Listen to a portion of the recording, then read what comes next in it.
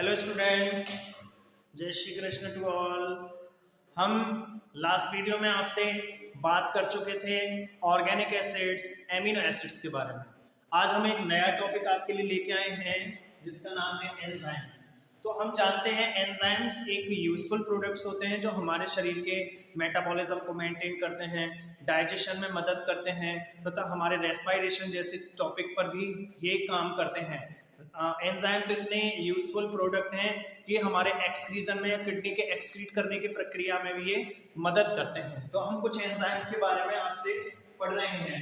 तो पहला है protease enzyme, amylase, glucose, isomerase, glucose oxidase, rennin enzymes. तो ये कुछ एंजाइम्स के नाम आपको दिए गए जो हमारे शरीर में अलग अलग प्रकार की प्रतिक्रियाओं को भी पूरा करने में मदद करते हैं।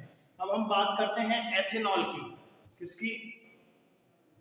एथेनॉल।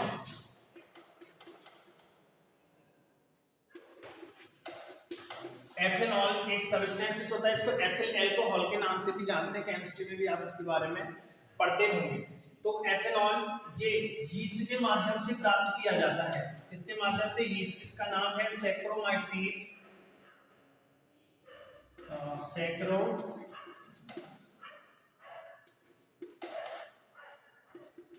Saccharomyces cerevisiae.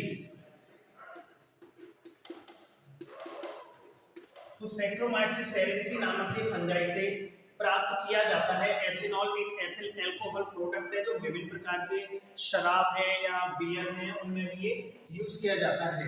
तो ethanol it is used for commercial production of ethanol. तो ये एथेनॉल से रिलेटेड जो भी पदार्थ है उनको बनाने में ये यूज किया जाता है। कॉमर्शियल प्रोडक्शंस में भी इसका काफी खासा यूज है। नेक्स्ट आता है फर्मेंटेड बीवरेज। तो फर्मेंटेड बीवरेज क्या होती है? ये बीवरेज बोले तो पियक्कड़ लोग जिसको जो शराब पीते हैं, तो शराब भी दो प्रकार से बनाई जाती है। एक तो फर्मेंटेशन प्रोसेस के माध्यम से बनाई जाती है और दूसरी डिस्टिलेशन प्रोसेस के माध्यम से भी बनाई जाती है। तो हम फर्मेंटेड बीवरेज की बात कर रहे हैं। तो लाइक वाइन है, बियर है, विस्की है, ब्रांडी है और रम। ये सारी चीजें जो प्रोडक्ट हैं वो एक्शन किया जाता है यीस्ट पर। तो ये इन्हीं यीस्ट के माध्यम से बनाई जाती हैं। इस यीस्ट का नाम है सैक्रोमाइसीस सेरेविसी। तो इस यीस्ट यानी कि इस फंगस के माध्यम से शराब बनाई जाती है। अब हम बात करते हैं विटामिन। तो हम जानते हैं कि विटामिन हमारे लिए एक यूजफुल ऑर्गेनिक प्रोडक्ट्स होते हैं जो हमारे शरीर की मेटाबॉलिक क्रिया को मेंटेन करने का काम करते हैं। वे व्यक्ति जिनमें विटामिन यानी कि विटामिन की कमी आ जाती है उनके शरीर में विभिन्न प्रकार की डिफॉर्मिटीज भी उत्पन्न होना स्टार्ट हो जाती हैं। तो हम बात करते हैं विटामिन। तो microbial fermentation are used for commercial production. Microbial fermentation are used for commercial production of several essential vitamin. तो माइक्रोब्स जो होते हैं, जो भी माइक्रो ऑर्गेनिज्म एनवायरनमेंट में मूव कर रहे हैं, वे किसी न किसी माध्यम से किसी न किसी प्लांट्स के शरीर में जाते हैं और उनमें नए नए प्रकार के हार्मोन्स बनाने का काम करते हैं। वे हार्मोन्स एज अ विटामिन के नाम से जाने जाते हैं क्योंकि एज अ वो ऑर्गेनिक सब्सटेंसेस होते हैं जो हमारे शरीर में जाकर हमारे शरीर की इंटरनल प्रतिक्रियाएं जो भी होती हैं, सेल्यूलर मेटाबॉलिज्म या सेल्यूलर जो भी प्रोसेस होती है उसको मेंटेन करने का काम करते हैं। Riboflavin is synthesised by Ashbya gossypii और Eremothecium ashbyii. Vitamin B12 is also synthesised by the micro organisms. तो आपको दिया गया जो राइबोफ्लेविन एंजाइम है वो एस्पियागोस्पाई नामक एक फंगस से प्राप्त किया गया है एंड एरिथ्रोथेकियम एशिबाई नामक फंगस के द्वारा ये निकाला गया है। तो vitamin B12 is also synthesised by the micro organism. तो विटामिन B12 जिसकी कमी से बेरी रोग हो जाता है, बेरी बोले तो स्किन का झड़ना स्टार्ट हो जाता है। तो इस रोग से बचने के लिए भी माइक्रो ऑर्गेनिज्म एक डिफरेंट टाइप का विटामिन प्रोड्यूस करते हैं जिसका नाम है vitamin B12। It is also produced by the direct fermentation using propioni bacterium. किसके माध्यम से बनाया गया विटामिन B12? प्रोपियोनी बैक्टीरियम के माध्यम से ये बनाया गया है। ठीक है। अब हम बात करते हैं वैक्सीन की। तो वैक्सीन भी हम प्रोड्यूस करते हैं पैथोजन के माध्यम से। तो हम जानते हैं कि पुराने समय में जो वैक्सीन थी वो लुईस पास्चर नामक साइंटिस्ट ने बनाई थी। लुईस पास्चर ने वैक्सीन का बनाना स्टार्ट किया था माइक्रो ऑर्गेनिज्म के डीएनए के द्वारा।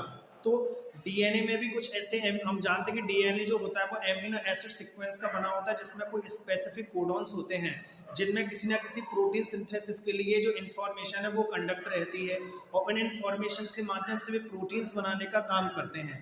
तो जो प्रोटीन्स होती हैं वो एक प्रकार की वैक्सीन होती हैं। तो हम जानते हैं कि वैक्सीन क्या है, कोई स्पेसिफिक केमिकल तो है नहीं। वैक्सीन एक प्रकार का प्रोटीन है जो हमारी बॉडी के अंदर इंजेक्ट किया जाता है काय के लिए कि हमारे अंदर जब ये जाए तो किसी स्पेसिफिक डिसीज से रिलेटेड एंटीबॉडीज बनाना स्टार्ट कर दे। तो जब हम एंटीबॉडीज हमारा शरीर बनाना स्टार्ट करता है तो हम एंटीजन को आसानी से किल करते हैं। तो वैक्सीन जो होती है वो भी किसी ना किसी स्पेसिफिक माइक्रो ऑर्गेनिज्म के डीएनए से बनाई जाती है। अब हम बात करते हैं uses of some enzymes. So enzymes के यूज की बात करें तो हम एमाइलेज एंजाइम्स की बात करते हैं। तो एमाइलेज एंजाइम का यूज ब्रेड के प्रोडक्शन में किया जाता है, चॉकलेट बनाने में भी एमाइलेज का यूज किया जाता है, मेडिसिन जो बच्चों के सिरप आते हैं उनको बनाने में भी एमाइलेज एंजाइम का यूज किया जा रहा है। अब हम बात करते हैं प्रोटीएज एंजाइम की।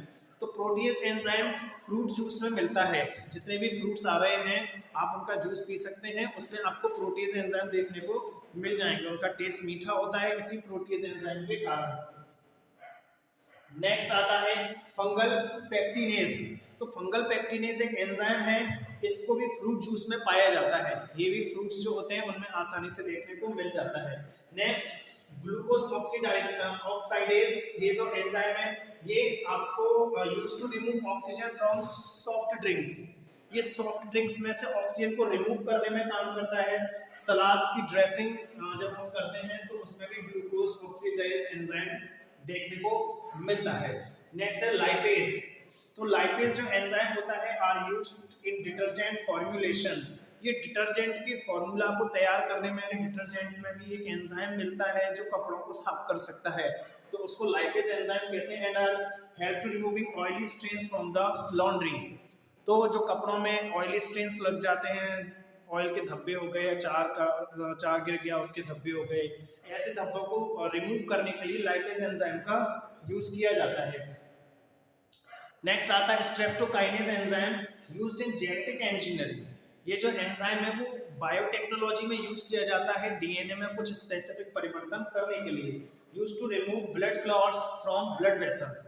तो हमारे खून की नलियों में जब खून जमा हो जाता है, किसी भी कारणवश क्लॉट बन गया, कैसे भी कोई ना कोई प्रॉब्लम्स बॉडी में हुई, आप गिर गए एक्सीडेंट केसेस में भी ब्लड वेसल्स में ब्लड क्लॉट बन जाते हैं, तो उन क्लॉट को रिमूव करने का काम स्ट्रेप्टोकाइनेज एंजाइम करता है। तो हम देख सकते हैं कि विभिन्न प्रकार के एंजाइम हमारे शरीर में किस किस प्रकार काम करते हैं, और एंजाइमेटिक प्रोसेस की सहायता से हम अपने शरीर को स्वस्थ तथा हेल्दी रखते हैं।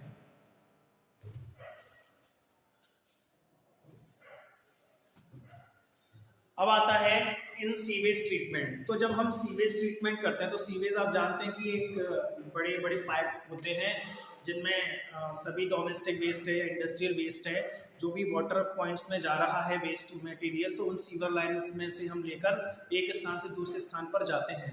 ये सीवर लाइन किसी स्पेसिफिक जगह पर खुली होती हैं, जैसे यमुना नदी में खुली रहती हैं, वहाँ जाके सारा जो कीचड़ का पानी है या गंदा पानी है वो यमुना नदी में बहाया जाता है। तो यदि इसी प्रकार सीवर लाइन से यमुना नदी या गंगा या अन्य कोई भी नदियों में इस प्रकार वेस्ट बहाता रहेगा या बहाता जाएगा, तो हम जान सकते हैं कि ये जो नदियां हैं ये किसी समय भी एक पवित्र नदी मानी जाती थी और आज भी पवित्र नदियां ही हैं, लेकिन मनुष्य के कारनामों ने, मनुष्य के जो अपने जो भी लाभ के लिए इन नदियों का इस्तेमाल किया गया, उनको प्रदूषित कर दिया गया।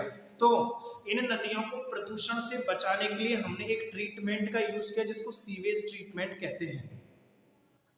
तो हम बात कर रहे हैं, इनको हटा देते हैं,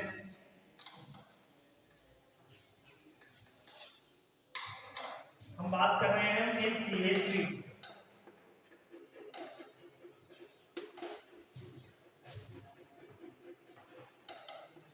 तो सीवेज ट्रीटमेंट पे भी ऑर्गेनिजम्स का यूज किया जाता है, तो हम लिख सकते हैं द माइक्रो ऑर्गेनिजम्स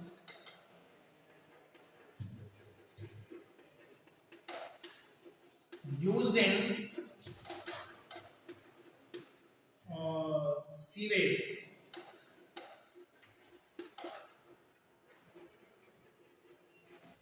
ट्रीटमेंट। तो माइक्रो ऑर्गेनिज्म का यूज इस सीवेज ट्रीटमेंट में किया जाता है। तो हम जानते हैं कि large quantity of waste water are generated every days in cities and towns. तो हमारे सिटी, शहरों और नगरों में से बहुत सारा वेस्ट मटेरियल एवरीडे निकाला जाता है जो सीवेज के माध्यम से एक जगह से दूसरी जगह ट्रांसफर किया जा रहा है। ये major components of this water is human excreta. मनुष्य के गंदे पदार्थ या मनुष्य के द्वारा किए गए एक्सक्रीटरी मटेरियल इसमें रिमूव किए जा इसमें डाले जाते हैं सीवेज के पानी में, और इन सीवेज के एक्सक्रीटा को लेकर सीवर लाइन एक जगह से दूसरी जगह जाती हैं। The sewage cannot be discharged into the natural water bodies like river and stream directly. तो इन सीवर लाइंस में जो गंदा पानी जा रहा है उसको हमें डायरेक्ट ही नदियों में या स्ट्रीम लाइन बॉडी में ट्रांसफर नहीं कर देना चाहिए, उनमें थोड़ा सा इसको फिल्टर करना चाहिए। आजकल मशीनों का युग है जिसके माध्यम से हम सीवेज में बह रहे गंदे पानी को भी साफ कर सकते हैं। तो ये माइक्रोबियल एक्शंस हैं जिनके माध्यम से हम सीवर लाइन में बह रहे गंदे पानी को साफ कर सकते हैं, और जब वो साफ हो जाए तो उसके बाद हम नेचुरल वाटर बॉडीज में इसको ट्रांसफर कर सकते हैं। Before disposal hence sewage is treated in sewage treatment plants. तो इसको डिस्पोज करने से पहले हमको सीवेज ट्रीटमेंट कर लेना चाहिए। सीवेज में पाए जाने वाले गंदे पानी को बिल्कुल मशीनों द्वारा साफ कर लेना चाहिए to make it less polluting, जिससे कि ये पॉल्यूटिंग कम हो सके। I mean, ये पानी बहुत ज़्यादा गंदे से बहुत कम गंदा ही रह जाए और वो भी धीरे धीरे खत्म हो जाए, जिससे पानी पूरी तरह प्योर हो जाए। तो हम जानते हैं the micro play and important role in the treatment and recycling of sewage. तो विभिन्न प्रकार के माइक्रो ऑर्गेनिजम्स हैं जो इस प्रकार के ट्रीटमेंट में अपना स्पेसिफिक रोल प्ले करते हैं, और इस गंदे पानी में पाए जाने वाले ऑर्गेनिक हार्मफुल ऑर्गेनिक जो वेस्ट है उनको सिंपल इन ऑर्गेनिक सब्सटेंसेस में ब्रेक कर देते हैं, और ब्रेक करने के बाद सीवेज पानी को पूरी तरह से साफ कर देते हैं। ये विभिन्न प्रकार के म्यूनिसिपल वेस्ट को भी और डोमेस्टिक वेस्ट है या इंडस्ट्रियल वेस्ट को भी साफ करने का काम करते हैं। तो हम जानते हैं कि सीवेज ट्रीटमेंट प्लांट में हम ब्लीचिंग पाउडर का यूज करते हैं। तो ब्लीचिंग पाउडर में भी कुछ स्पेसिफिक ऑक्सीजनेटेड बैक्टीरिया पाए जाते हैं जो ऑक्सीजन ट्रांसफर करते हैं, जिसके माध्यम से सीवेज के पानी को भी साफ किया जा सकता है। तो इस प्रकार हमने देखा कि सीवेज ट्रीटमेंट किस प्रकार से आसानी से किया जा सकता है। तो माइक्रो ऑर्गेनिजम्स स्पेसिफिक फीचर्स होते हैं जो सीवेज के गंदे ट्रीटमेंट यानी गंदे पानी का भी ट्रीटमेंट कर सकते हैं और उसको भी साफ कर सकते हैं। जब सीवेज का पानी साफ हो जाए तो उसके बाद हम उसे आसानी से नदियों में या नहरों में या स्ट्रीम्स में ट्रांसफर कर सकते हैं।